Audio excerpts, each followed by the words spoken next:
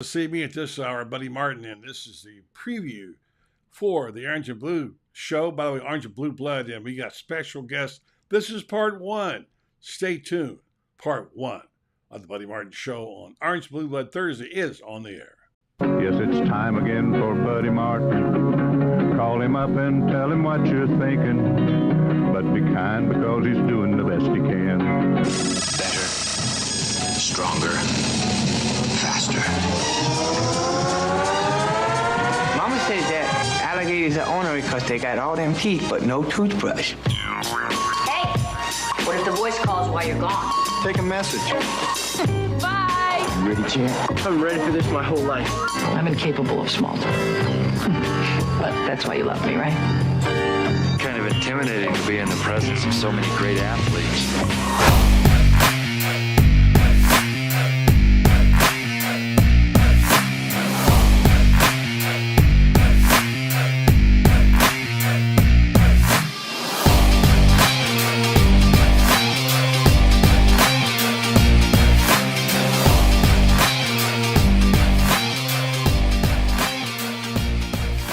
Hello, welcome to the program. Surprise, surprise. It is the Buddy Martin Show, Orange and Blue Blood. It's Thursday, normally on at 9 o'clock at night because this is Orange and Blue Blood Day, Orange and Blue game. I can't say it without blood. Again, tonight, we're featuring this segment, and we'll break it up in parts, and we'll join you later from the swamp. And right now, it's time to talk about money. Money, right? Okay? And I wrote a column I've just finished and published on Gator Bait. Call It's Always About the Damn Money. It's what it is. It's what makes the world go around in many ways. This has been a very controversial subject in college football.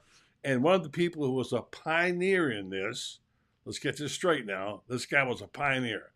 A couple of years ago, who had a vision, is with us on the program. Eddie Rojas will join us in just a moment.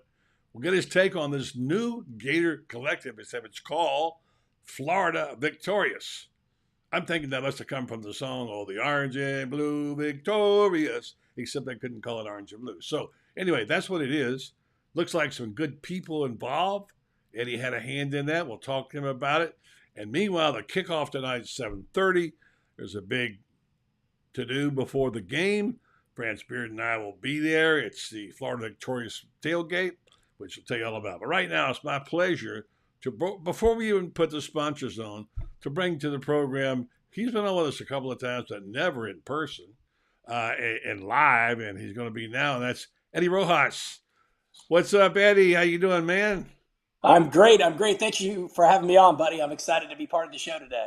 Yeah, listen, you've been on a lot lately, and I just finished a column just now talking and writing about the new, I guess you can't call it a collective because it is, but it's not, Florida Victorious, right? Yeah, absolutely. Yeah, it's exciting times in Gator Nation. It's exciting to see the original vision when I started the Gator Collective in September 2021 kind of catapult into this new NIL and taking some of the people that I started Gator Collective with, getting a lot of the backing of great alumni and the administration and the UAA to put forth Florida Victorious, where we're going to have the opportunity to participate the same way we did during the Gator Collective years and support Gator athletes and really propel Florida to at least check that one question mark when recruits or people are looking at us as a viable option.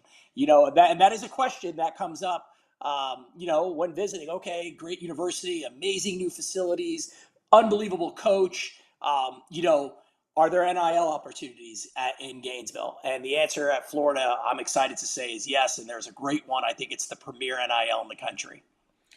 We're going to get Franz Beard in just a minute in here, and I want to bring him in his knowledge and wisdom about the history. And one of the things I wrote about was, and this is very important, and you kept this in mind when you came up with this concept a couple of years ago, I do believe, is that in all the talk about the millions, let's be honest, so fortunate to have Jose Acosta and have the right people that you said you sold the Gator Collective to, and you had the say in that, have them in the house and involved and hands-on and take care of the damn money, as I wrote about. You know, that's what it is. So now we're going to go forward from here. But before I start, let me ask you the question what's the first inkling you had of a Gator Collective, and where did it come from? And then what did you do? When did it happen? What instant? Yeah, so July 2021, the law passed. I remember it passing, and I started thinking about a concept that would work at Florida. I contemplating very similar types of companies like Cameo, where you could take your favorite athlete and pay for them to sing happy birthday to your child, things like that. And I started thinking about what's our secret, what's our oil, our black gold beneath our feet at Florida. And doing some research, it turned to find out that we're the largest fan base in the entire state. Doing more research with over 3.3 million fans, according to Learfield Sports and the research they did for me, bigger than the Miami Dolphins, bigger than the Tampa Bay Buccaneers, bigger than all the other schools. And then, with over 500,000 living alumni, I started realizing that our black gold, our riches, is our fan base. Many of which are starving to create championships again. So I started thinking of the concept of similar to a Netflix type of subscription, something that's very affordable, not alienating a majority of fans, because everyone seems to think, well, when it comes to contributions, we got to count on only the big wallets. And, I also know that Scott Strickland and the UAA have a lot of expenses ahead of them. And some of those big wallets are going to help with the Ben Hill Griffin renovation or the new James Heavener Center or the new baseball stadium. So I didn't want to cannibalize the boosters saying you can give here or there. I wanted to create a model that is actually saying, you know what, how about the other 90,000 people in the stands and the millions more watching on TV? And that's where I came up with the pricing concept. Right. And obviously the value proposition to the fan base was get exclusive opportunities to spend time with your great athletes. And this was around August 2021. I thought of the concept. I knew a few great Gators that had expertise in different areas, from legal to online marketing. I borrowed employees from my own company. Many people know that I'm a financial advisor, so we had our own IT people. They came in, spent a few weeks building the Gator Collective website, and I wanted to make sure to launch before game one. And so September 2nd, 2021, we launched to the public, and we were off to the races. And very wisely added people like Jen Grosso, who's done a terrific job, and now working for Florida Victorious. Okay, it's time to ask the big trivia question. What do Eddie and Buddy have in common as Gators? Okay? I don't think even Franz Beard knows that, although he knows a lot. Let's bring him in and find out. Hello, Francis. How are you doing? Good evening. Good afternoon, rather. It's going to be on the. You used to saying good evening because you're always on, yeah. Yeah, I am. Oh, I can tell you what you have in common. You both played baseball at UF. Both walk-ons. All right, man. Both. That's right. You're a lefty, right? Yeah, I was a lefty pitcher. I'm a righty. Yep, we'd have been a good combination, man. We'd have knocked them down. Sure. That's right. Like so, Go ahead. I'm sorry. I was just saying, like me and Jeff Cardozo, your good friend. That was my teammate. He'd go righty, and then I'd come out lefty right after him. Yeah. So. Well, they say spawn insane and pray for rain back 100 years ago. I'm the guy who was the inspiration for a movie called Trouble with the Curve. Yeah. There you go. I was a dead fastball hitter, and then somebody discovered I couldn't hit a curveball, and I may have seen. I love guys like you. That was my pitch. I may have seen 2 fastballs from that point on. Yeah. I think I got a hit on both of them, and that was maybe like 2 for 87. All right. Before we go too deep into our history as athletes, which in my case would be very shallow, let me just get to the central point here that I wanted to make today. And I want you guys to be on this column I wrote, which again, not trying to promote the column, but yeah, I'll promote it. Gator Bay, go read it. But one of the things I said, and Eddie, you had this, I believe, somewhat in mind in the original concept. Remember where you came from, and remember all those people who love the Gators, support the Gators, can't afford to pay money, can't be a bull Gator. Maybe can't even raise enough money to join the Gator Collective, which is only $5, whatever. But they were living on the Social Security. In past years, they gave. They gave what they had. They were loyal Gators. They stuck to it. In all of this stuff, let's not ever forget those people, okay? Do you agree, Franz? Eddie, you agree with that? Oh, absolutely. And so I wrote that in the column, again, to say, please, Mr. Acosta, Mr. Barbera, remember while we support this idea, and it looks like you got it right, Eddie, from what we can tell, and the people that did this, and thank you for your original idea, is that we must remember to go forward. It isn't just the money. The money is a big part of it, no doubt about it. Remember those people. I mean, look at Mr. Tubitz. He wasn't a billionaire. What did he do for the program? So let's just always keep in mind. And fans, these are our people, the old people like us. You want to keep them in mind. Don't abandon them. Remember where you came from. Is that possible, Eddie? It is. And I think that there's two sides of Gator Nation here. You got people that can afford and then people that can support by spreading the word. I think monetary has value, but so does getting out and spreading the word. Look, I had a friend call me with his brother who's an old school Gator, did not understand NIL and would never give a dollar to it. And I said, hey, why don't I talk to him about it and at least educate him? And we go from hating the idea to, okay, I could see value in that, to maybe I can do, $10 or $5 or whatever I can a month. And I think education and really keeping the message where it should be. We hear these nightmare stories about kids getting paid millions or things that really can turn people off. But I think what gets lost in the message is stories that I've shared with you, buddy, where a player would call me on Thanksgiving. And these are real stories that I dealt with over the last 2 years. Remember, over the last 2 years, I had well over 200 Gator student athletes that I had under NIL contract. And I'd get calls from them that they can't afford a cell phone. Yeah, your favorite football players on the field that you're cheering for on Saturdays can't afford a cell phone, or he's not allowed to go home for Thanksgiving. Now, while he gets to eat in the cafeteria during school, and while he gets taken care of during season, things like being able to go home for Thanksgiving might not be available to him because the FSU game.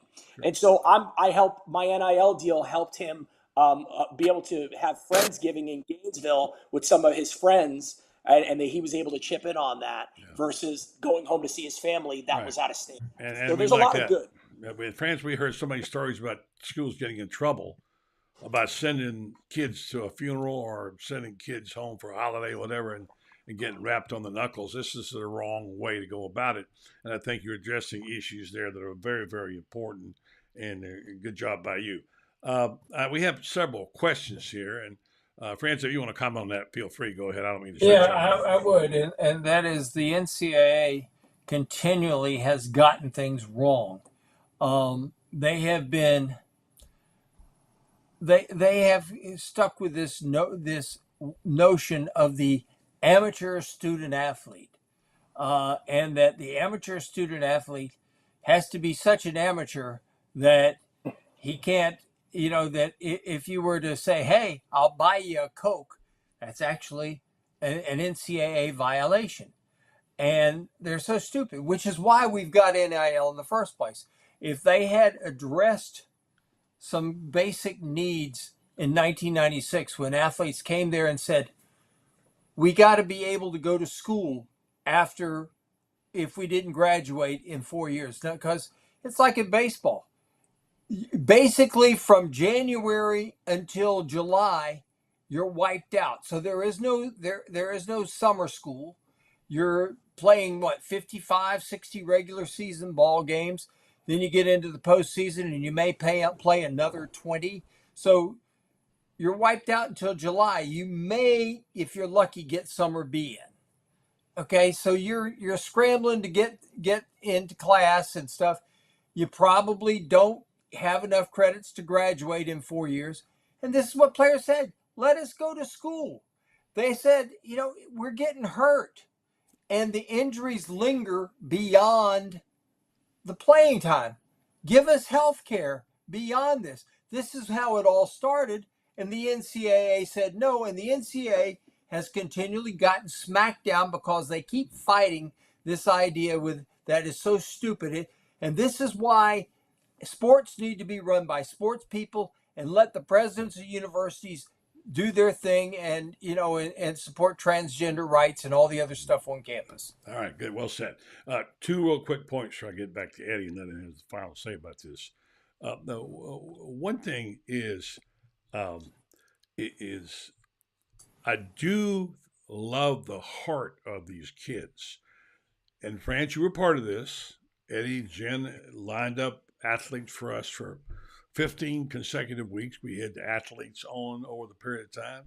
I think of Derek Wingo, what an impressive young man he was. But of all the conversations we had with these people, France, I don't remember anybody ever talking about money for them. I remember them saying, "Yeah, I can send my mom some money and some home to help with the, with the house and whatever, and I can do this for my little sister and buy her Girl Scout cookies." And yeah, and they were not big things in terms of monetarily, but they were huge things to them. And they all reached out, and it wasn't a phony baloney deal. We talked to them 30 minutes, and we had this conversation, Ben and I and Fran. So that taught me a lesson right there about this is not just a bunch of kids trying to line their pockets. Now, let me be honest. There's always economic incentive. Who would need a little extra money? Sure, and they're getting that. But just I want to get that point across right there, Eddie, that I found the athletes to be very generous and not greedy. And I'll add, buddy, you're an athlete, student athlete. I was a student athlete. A lot of us live real lives. I mean, people don't realize when the lights turn off in the stadium, our lives sometimes personally are not that shiny, and many times that has to do with lack of funds or parents being able to go to watch you play. People don't realize that's stuff that for years we had to separate boosters and parents and all this stuff. So they were almost put in a microcosm of separation or isolation from the university itself.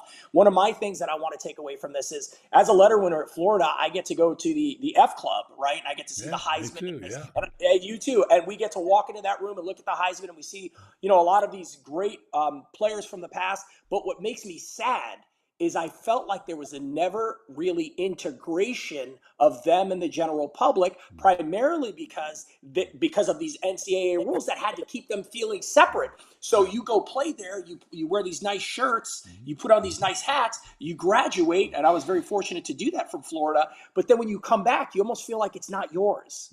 And honestly, the best experience I ever had is when I kind of put my athlete hat down and just became a fan. Yeah. Then I felt like for the first time I had a community, but it's hard to make that transition when you almost feel like you never were able to bond with everyone else because you're that athlete that has to be isolation. Yeah. Now, one more thing I want to add. Yeah. I'm a financial advisor today. When I was a baseball player at Florida, I couldn't add without a calculator. And I wish when I was a baseball player in Florida that I had an opportunity to meet a well-to-do financial advisor who could walk me through and show me the ropes. You brought a name up, Derek Wingo. One thing that I talked to Derek about, I said, hey, after your NFL career, if you're interested in learning about, becoming a financial advisor, or even before, if you're just interested in talking to me about it, what is that career like? What is it like? Let's chat. I'm a Bull Gator. I made it in this world off the field. Why wouldn't we give our athletes the same opportunity? If you're interested in instruction or media and getting to know Buddy and all the guys that are out there, things like that, they should have an opportunity to do that stuff. And so I'm excited about that level and what that does in the NIL space. Good point. And friends, I'd like to give to prevail on Eddie here to teach us a little bit about Mr. Acosta and about his background. We've read the things about Barbera, about the Shark Tank and all that good stuff. And Mr. Acosta is apparently a very private man, I guess a billionaire, according to the stories, friends, I've been reading in the horticulture. I've heard also he's in tree farming, whatever that might be. But, I mean, we don't need to know him personally, but say a little bit, maybe Franz has a question, about Jose Acosta and who he is and what he represents. For me, so when all my conversations and correspondence with him and everyone that knows him is absolutely loves working with him. He loves Florida. His kids love Florida. He's very giving of his time. My goodness, hard-working man. And it is a perfect fit for a founder, an owner for the Gators, to have someone of his magnitude, both inside the administration and with the UAA and the areas that he's been trusted to there, as well as being able to really tie in the public and putting together the best type of program or club that they are putting together where all Gator fans can participate. I've spoken to him many, many times. we right before it went public, he sent me a really nice text message, thanking me for trusting him with my baby, is as he put it. And he said, and that was such a really warm thing, and it made my heart heavy, to get that from him, to know that the future of the Florida Gators couldn't be in better hands when it comes to him and the advisory board that they put together, the elite advisory board they put together, and just the excitement behind it is so intriguing. I can't imagine where we're going to be in the next 5 years when it comes to the NIL question with the Florida Gators. Franz, your witness for the final question. Well, the thing I would like to ask about it is, I keep hearing words like, okay, we need $3 million for football. We need $1 million for basketball. I think we need money as well for like gymnastics and for baseball in particular. I mean, people don't realize that I give Kevin O'Sullivan credit for one thing. Kevin goes and gets these kids who are good students who have the great futures, Florida scholarships. And he gets these kids who are academically good because then their tuition and books are paid for 4 years. So then all of a sudden 11.7 scholarships, the scholarship is worth X number. Each scholarship they deem a value to that scholarship in terms of dollars. Now all of a sudden he can stretch, okay, if tuition and books are paid for, and then all I got to do is pay for his share of an apartment. Let's say that's $500 a month there, and every athlete gets food at UF now. So I've got that taken care of. But these guys still, we need the NIL money for these guys too. What is your idea for the entire athletic program? What's the number? Do you have a dollar and cents number that you think is a bare minimum, is bare bones, so that Florida can keep up with?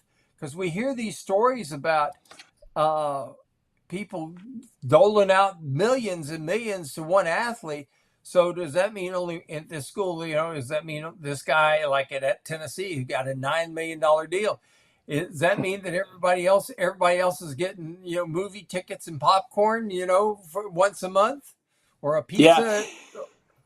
Yeah. Ours, what I like about what we're doing is we're generating a company that is really feeding a funnel. So like, as an example, that deal you're referring to is with a marketing company specifically only for one person. That was never the intention of our NIL at Florida, and still isn't the intention. And as you mentioned, there's 600-700 athletes we're talking about. So a number that's always played in my head, which sounds crazy, but when you have 700 athletes with various needs, $30 to $40 million, I think, will free us where everyone at the university can be on NIL contract. Remember, the football program has 80 to 110 people in it alone. And so, no one in there is making millions and millions of dollars with that kind of budget. When you have the gymnastics program, and as you mentioned, the baseball program, I've had the opportunity to get to know Sully. He's a stallion on the recruiting trail, but he plays at a disadvantage compared to Vanderbilt, because Vanderbilt has full rides for their baseball players because they have that money there. Well, I want our baseball players to have full rides and not necessarily have to be a Rogue Scholar or whatever the case might be to get to a full ride. And so that number to me seems like something realistic when we're talking 100 to 200,000 members at Florida Victorious would get to that number. And there's millions of fans. So if even 5% of us, 3% of us decided to join Florida Victorious, at the minimum, we would easily get to that number. And that's why spreading the word is more important than even the $15 we would give. It's get the word out, because maybe that word goes forward and evangelizes, for lack of a better term, other Gator fans that have the means to be able to commit to that. Thanks very much, Eddie. Great stuff. We had lots of questions for you, but we got all going to move along because we got to go to the Orange and Blue game, and you got work to do. And congratulations. So, yeah, how about that? Let's go do it, man. Appreciate it. Good luck. We'll see you around soon. All right. Thanks for being on. Thank you, buddy. Thank you, friends. Talk to you soon. All right. Thank you very much, Eddie Rojas. Good to get the word from the horse's mouth. And what a good job he did, friends, in getting it started. All right. I'm going to play these spots. You're going to tell me what to expect in tonight's game. I'm going to see you up there in a couple of hours. And we're going to talk about one particular position tonight, you and me, right now, on the tight ends. And you're going to tell me what's going on with Arliss Boardingham and others. Is that a deal? Sure. All right, stand by. Let's hear a word from first Jeffrey Meldon.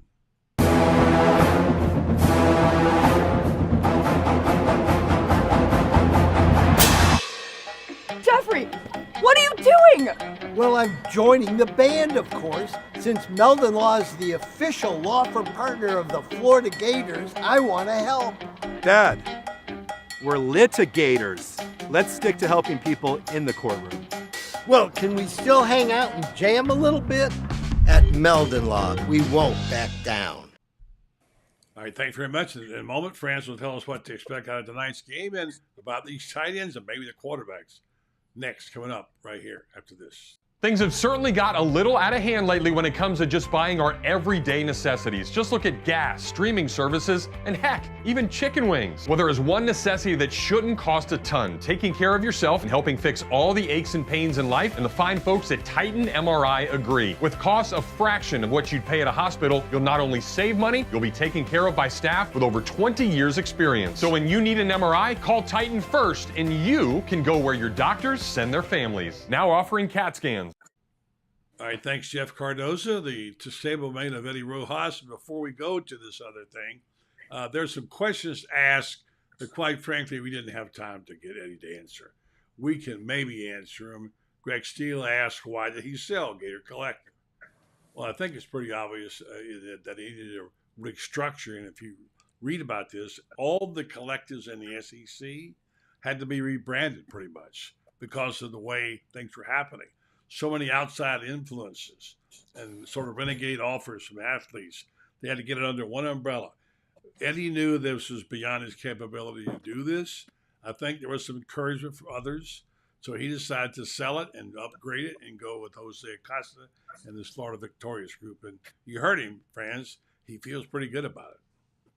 Well, everything's got to start somewhere, buddy. And the thing that has always been true about NIL is the NCAA just kind of threw it out there with no guidelines or anything like that. And there were no rules, so everybody just sort of had to make it up as they go along. Some got it right, some got it wrong, some got it somewhere in between. And it's still not very good. The NCAA did a dumb thing, and they hired this new president, Charlie Baker, who was the governor of Massachusetts, and they put him in there for one thing, and that's to go to Congress to get the answers. Congress doesn't have the answers. Who's got the answers? For anything, by the way, not just this, for anything. Yeah. Who's got the answers? The athletes and the athletic directors. Who doesn't have the answers are the academics in charge who are trying to get Charlie Baker to go to Congress and lobby for things. They don't have a clue. I'm telling you right now, I'm hoping that Ben Sass, who's the new president of the University of Florida, has a clue. The last president didn't, unfortunately.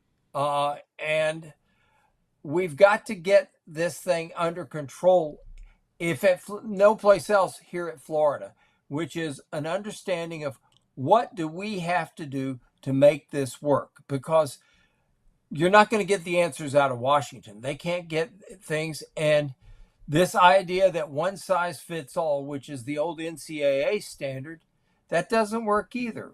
As we have seen, the haves have, the have-nots have not.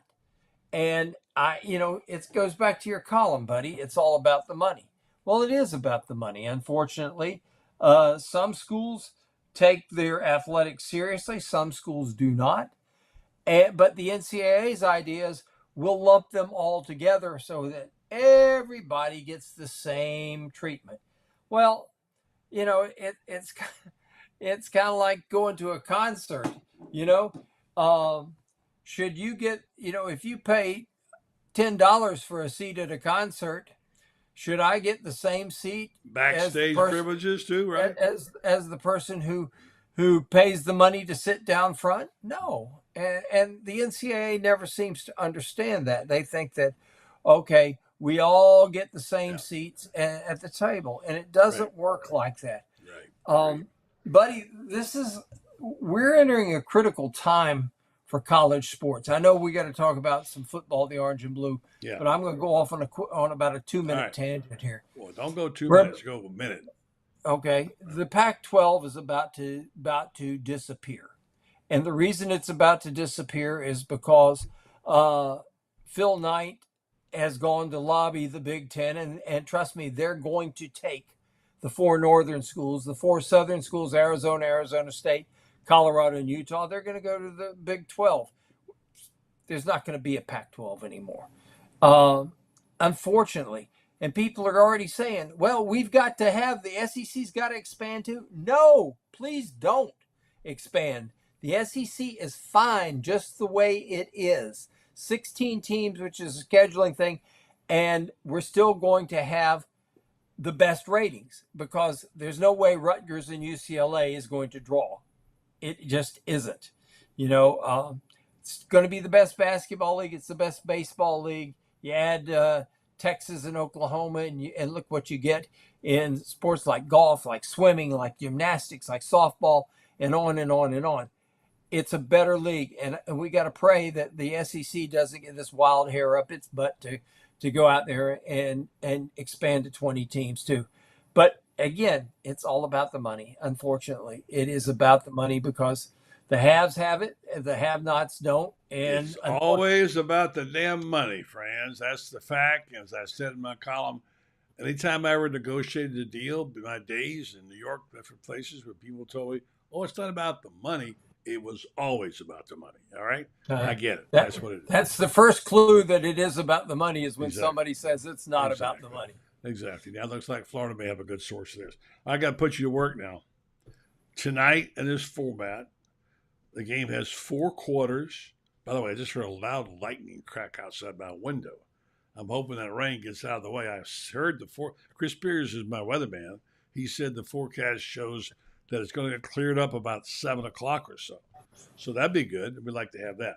It'll be a feature of 4 quarters, 15-minute halftime, running clock with exception of the last 4 minutes of each half. Clock will stop for penalties, change possession, and scores. Okay, that's the format. The squads are split up not evenly. The orange side is loaded, obviously. But I found out, I didn't know this. Did you know that Graham Mertz is going to play for both sides? Yeah, but the quarterbacks always do. The quarterbacks, that way they can let the quarterback play with the second team offensive line and so forth like that. And that's always the case because you want to give, you don't want, for example, Jack Miller is going to be clearly the number 2 quarterback. Right. And you want to at least give him a chance to work with the number 1s, So this is always the case. I mean, we always wind up with this. But it's a dog and pony show. That's the only way to describe it. The only thing we're really going to learn out of this, and I hate to sound cynical, but the only thing we're really going to learn out of this is we're going to be able to fill in the blanks on what's the depth chart, because I guarantee you they're not going to release a depth chart to us. We're going to have to speculate. I actually have one that I saw earlier, and we posted on our site, which I don't know how accurate it is, but and it's just about impossible to figure it out. You're right at this point in time. So, it's kind of like it. Let's take on the offensive line. Darnell Stapleton said last week, because I asked him the question specifically, could Damian George, for example, slide inside? Because Damian George played guard and played tackle at Alabama. You got Keontae Goodwin out there, who's strictly a tackle, who's 6'8" and 355 pounds. And then you got Damian George, who's also played guard, who's 6'7" and like 348. So I asked him, I said, could that happen? And he says, oh, yeah, we cross-train him for that reason. Yeah. So with Micah Mazuka out, are they going to trust that right guard spot to a true freshman? Now, I know Najee Harris is a very talented kid, but are you going to trust him there when you got a guy that's started about a dozen games in the SEC in this past and played in 25 games? Are you going to trust a freshman over this guy? I don't know. These are the kind of things that many questions like that. These are the kind of questions we're going to see. Right. Now the tight end. Excuse me. Go ahead. We're just, if you're going there to see real football, come on, give me a break. It's not going to be. They're going to make it competitive. We'll see, is what they're saying. Like a game, we'll see. But one of the positions that have been a lot of talk about, you're pretty good at keeping up with this, is tight end. Now, I've heard a lot of buzz in recent days on other networks and things, people talking about the tight end. With two of them hurt, like Dante Zonders and Keon Zipper, right? I don't know. And three, and Jonathan Odom is hurt too. He's not right. Yeah, right. I don't know I don't really know whether whether Dante is hurt that much or not. Anyway, let's just say they've had injuries, maybe three. But the name that has surfaced, in fact, there are two of them, are Artis Boardingham and a huge guy who's 6'6" and 259 named Hayden Hansen, who's really getting some coverage. Tell me what you see and know there, and what do you think is going to happen? Well, Arlis Boardingham is fast enough to play on the outside or play in the slot. He's going to be that hybrid guy, I believe, in the fall. He can be your guy who's your motion guy. He can line up in the slot. You can line him up outside. You can do all sorts of things with him. Hayden Hansen is a hand in the dirt tight end, go down the middle of the field and use his size and strength advantage over safeties, where he's typically going to have 2 or 3, maybe 4 inches in height and probably 40 pounds of weight over him. So he's your typical hand in the dirt tight end who basically is a glorified, on 70% of the time, he's a glorified tackle. And the other 30% of the time, he factors into the passing game, because I think that's what Florida's going to run, about a 65-35. Why would you not run a 65-35 when you got the stable of running backs they've got, and you've got the kind of potential with all that size on the offensive line? So Arlis Boardingham, Hayden Hansen, they're going to be guys. I also want to see Tony Livingston, who redshirted. And he's a guy that was originally a tackle, and then they discovered he could catch the ball. So he took a gray shirt, lost the weight, and he comes in at 240, and he is a lean, mean pass-catching machine now, from what I understand. He's another guy I'm interested in. But this is a critical position, because Jonathan Odom, for example, has the size. So does Dante Zanders. They have the size to have a hand in the dirt. And Florida runs a lot of what we call 12 personnel, which means 2 tight ends. Billy likes those tight ends a lot. Yeah, well, and that's a chip off the old Kirby Smart block that he and Kirby came up through the same system.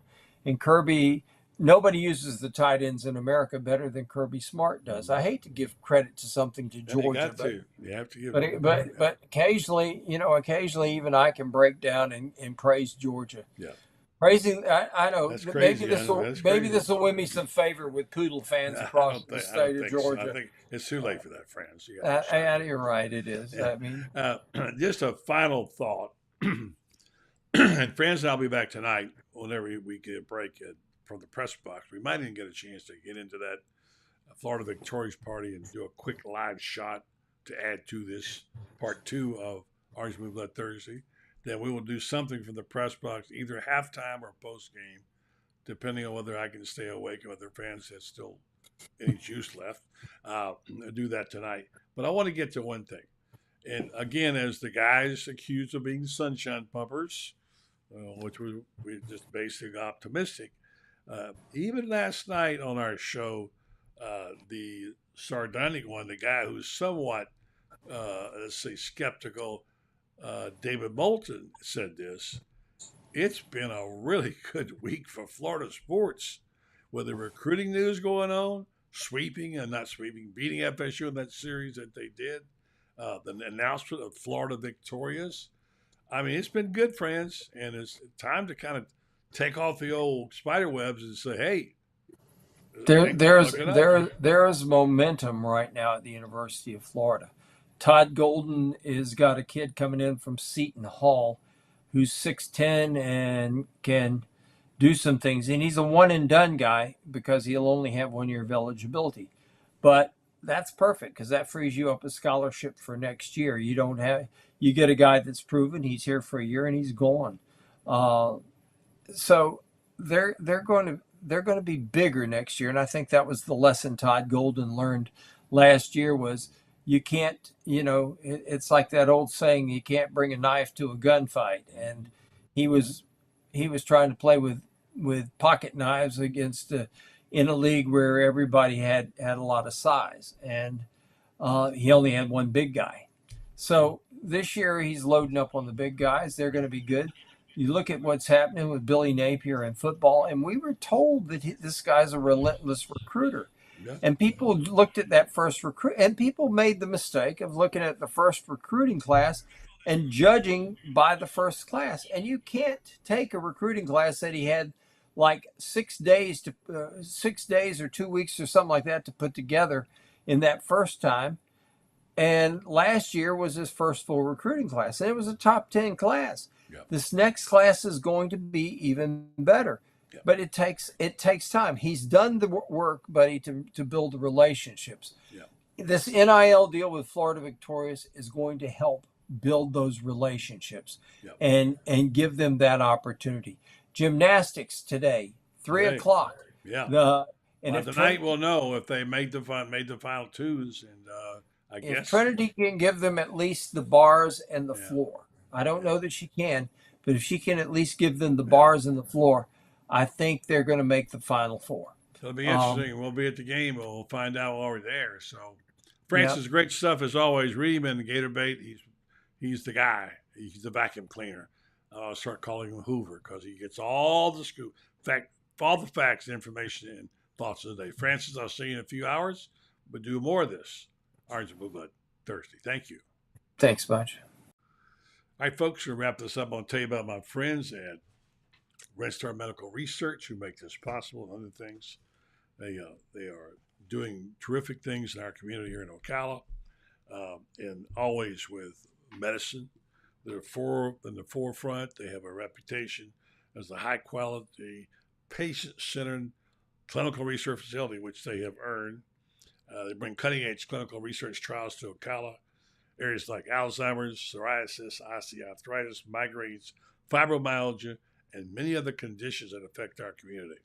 Since 1998, their inception, Red Star has participated in more than 700 clinical research trials, continue to partner with prominent pharmaceutical and biomedical companies throughout the medical industry.